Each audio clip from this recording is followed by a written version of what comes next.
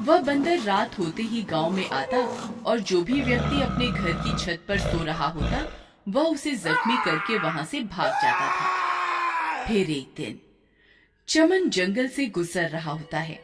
तभी काला बंदर उस पर हमला कर देता है। अरे बाप रे, ये काला बंदर कहाँ से आ गया? अरे मर गए रे, अरे भागो रे भागो। फिर वह जोर जोर से भागने लगता है और भागता भागता अपने घर के अंदर घुस जाता है। अजी क्या हुआ? तुम इतने घबराए हुए क्यों हो? क्या हुआ? तुम भाग क्यों रहे थे? अरे क्या बताऊं, आज तो मैं बाल बाल बच गया। आज मेरा सामना उस काले बंदर से हो गया था। मैं किसी तरह अपनी जान बचा के आया हूँ।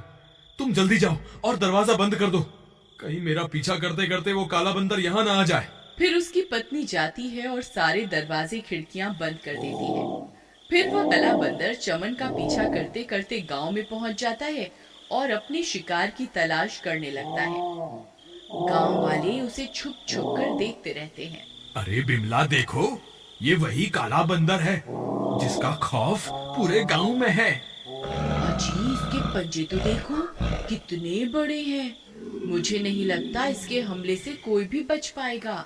तुम जल्दी जाओ और घर के अंदर अंधेरा कर दो, कहीं इसकी नजर हम पर पड़ गई तो ये हमें जिंदा नहीं छोड़ेगा। फिर उसकी पत्नी जल्दी से जाती है और पूरे घर के सारे दीपक बुझा देती है और वह उसे छुप छुप कर देखने लगते हैं। वह काला बंदर इधर उधर अपने शिकार की तलाश करता रहता है और तलाश करते करते वह एक घर की छत पर चढ़ जाता है। वहाँ राजेश और उसकी पत्नी सो रहे होते हैं। तभी वह चिंघाड़ने लगता है। तभी राजेश की नींद खुलती है। अरे मर गए रे, ये क्या चीज है? हे भगवान हमें बचाओ। अरे भगवान जल्दी उठो, देखो तुम्हारे मायके से कोई मिलने आया है। तभी उसकी पत्नी की नींद खुलती है। वह उस काले बंदर को अपने सामने देखकर हक्की बक्की रह जाती है। अजी ये क्या चीज है? अरे मर गए रे, हे भगवान हमें बचाओ। तभी वह काला बंदर जोर जोर से चिंघाड़ने लगता है।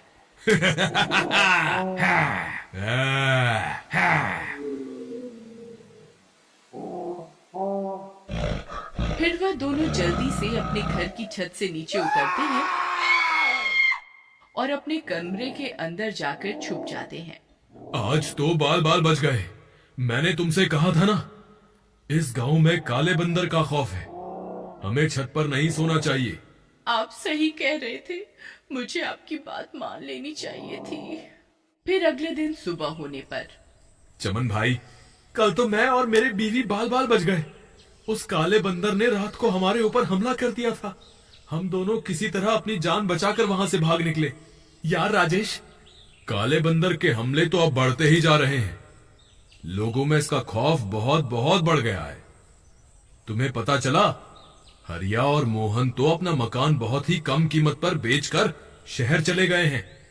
भाई मैं भी अब इस गांव में नहीं रहना चाहता, लेकिन क्या करूं, इस काले बंदर के खौफ के कारण जमीन की कीमतें आधी से भी कम हो गई हैं। हम सब गांव वालों को मिलकर मुखिया के पास चलना चाहिए ताकि वो इस समस्या का कोई समाधान निकाले। तुम सही कहते हो भाई, चलो हम अपने साथ कुछ गांव वालों को भी ले चलते हैं। मुखिया जी, आपको तो पता ही है, पूरे गांव में काले बंदर का खौफ बना हुआ है और गांव के लोग अपनी जमीनों को आधे से भी कम दामों में बेचकर ये गांव छोड़कर जा रहे हैं। अगर ऐसा ही चलता रहा तो थोड़े ही दिनों में ये गांव खाली हो जाएगा। आप जल्दी ही इस समस्या का समाधान निकालें। तुम सही कहते हो भाई, हमें इस काले बंदर का सामना करना ही पड़ेगा। मुखिया जी, मेरे पास एक तरकीब है। क्यों ना हम में से कोई व्यक्ति काले बंदर का भेष बदल ले और उसका सामना करे। हो सकता है वो अपने सामने अपने से ज्यादा बड़े काले बंदर को देखकर डर जाए। लेकिन बल्लू भाई, वो बंदर लंबाई में हमसे 2 गुना बड़ा है। अगर हम उसका भेष बदल भी लें तो उससे छोटे ही दिखाई देंगे। तुम उसकी चिंता मत करो, मेरे पास एक तरकीब है। अगर हम 2 लोगों को एक के ऊपर एक खड़ा कर दें तो हम उस काले बंदर से भी ऊंचे हो सकते हैं। अब हमें यह सोचना है कि वह 2 लोग कौन होंगे जो उस काले बंदर का सामना करेंगे। सब गांव वाले एक दूसरे की तरफ देखने लगते हैं, लेकिन काले बंदर का सामना करने के लिए कोई भी राजी नहीं होता। चमन और राजेश, तुम दोनों ने उसका सामना पहले भी किया हुआ है। मुझे लगता है तुम दोनों इस काम के लिए सही रहोगे। अरे मर गए रे, ये मुखिया तो मेरी जान लेकर ही रहेगा। मुखिया जी, बल्लू की तरकीब तो सही है, लेकिन वो काला बंदर हमसे नहीं डरा और उसने हम पर हमला कर दिया तो क्या होगा?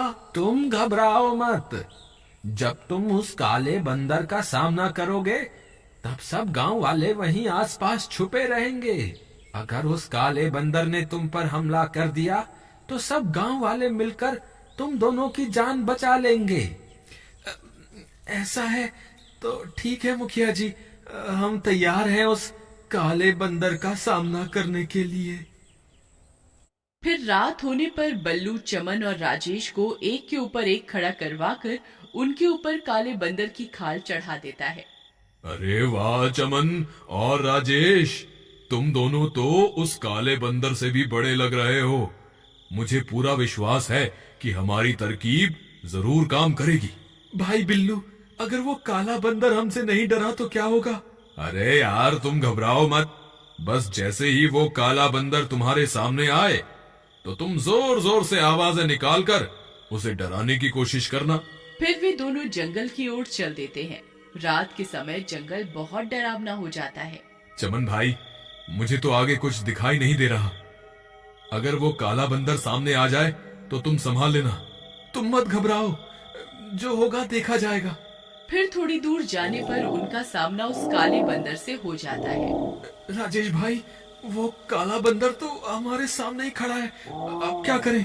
भाई जोर जोर से आवाजें निकालो ताकि वो डर जाए।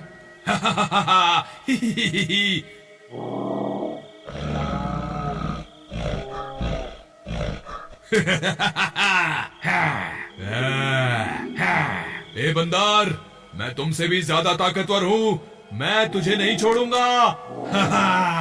अरे मर गए रे, ये काला बंदर कहाँ से आ गया? हे भगवान, मैंने तो काले बंदर का भेष पहना हुआ है, लेकिन ये तो सच में काला बंदर है। ये तो मुझे एक ही बार में मार देगा। अब मैं क्या करूं? राजेश भाई, जोर जोर से आवाजें निकालो। मुझे लगता है हमारी तरकीब काम कर रही है।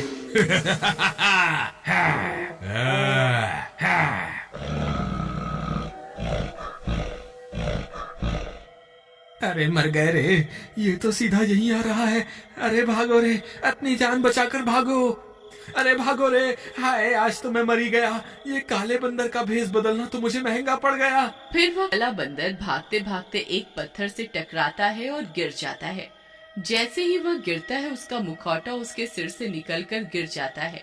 अरे मर गया रे, हाय रे, मर गया। तभी चमन और राजेश भी वहाँ पहुँच जाते हैं।